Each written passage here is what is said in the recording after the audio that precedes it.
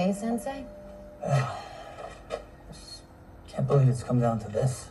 Well, apparently this is what the karate gods wanted. Yeah, well, back in the day, the karate gods were on my side, and ever since, it feels like they're against me. Come on. You don't think with your help Johnny can beat this guy? Wolf took us both on like it was a walk in the park. I just don't see how Johnny's gonna beat him on his own. Oh, he won't be on his own. He'll have you in his corner. Right. I wish it was that simple. Johnny doesn't always listen to me. If I push him, he's just gonna push me back. Oh, that sounds like a student Mr. Miyagi used to train. Okay. I see the similarities, but Johnny and I are wired differently. Hey, at his core, he is Cobra Kai, and Amanda, I can't teach that.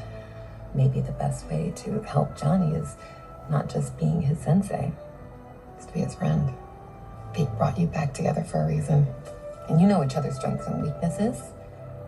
Now it's time that you use that to your advantage.